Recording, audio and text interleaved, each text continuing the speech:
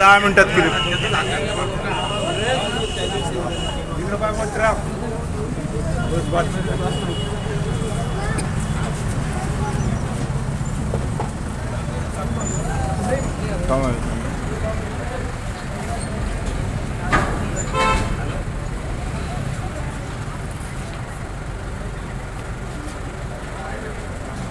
पहिले 2-3 दिवस पाठ करण्यापर्यंत मुक्तामध्ये क्लिक बनवली सांगतो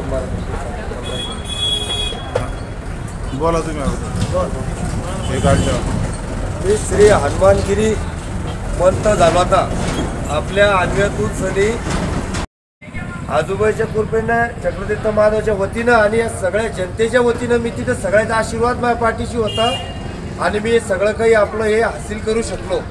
सगळा कार्यक्रम करून सही सलामत कुंभ पार करून सरी आणि पाणी जल आणलं. मी ते सगळ्या लोकांना स्नान करायला हे प्रमाणपत्र आणलं, या जनतेच्या आशीर्वादाने आणलं. मी म्हणून नाही, या सगळ्याचाच आशीर्वाद होता मला. छोटे मोठे बुजुर्ग सगळे कोणी नाराज होऊ नका, सगळ्याच्या वतीनंच मी कुंभात गेलो तिथे लढायला. तुम्ही जरी घरी होते पण तुमचा आशीर्वाद माझ्यासोबत होता. हे मन ताजं पद फक्त 4 लोक पहिले 5वं मला भेटलं आणि ते बी इथल्या कमी वयात भेटलं. हे सिनियरिटीच्या हिशोबानं डान्स करूनच हे प्रमाणपत्र भेटतं तिथं.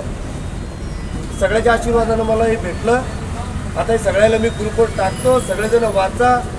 महाराज काय करतोय पुऱ्या गावाला माहीत पाहिजेत. महाराजाचं काय कर्तव्य आहे हे महाराज करतील, पण तुमचंही वाच महाराजावर पाहिजेत. आपला महाराज कुठे गेला, कुठे आला, काय करतो, काय ठेवतो, काय जनकल्याणासाठी करतो, समाजासाठी काय करतो, धर्मासाठी काय करतो.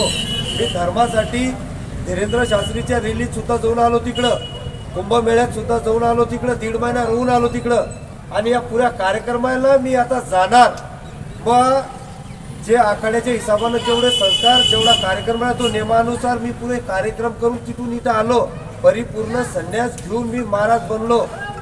मला पद भेटलं महंत श्री हनुमानगिरी महाराज हे मग नाव याच्यावर. आता या मागच्या माझ्या नावाशी याच्याशी मग काही संबंध राहिला नाही.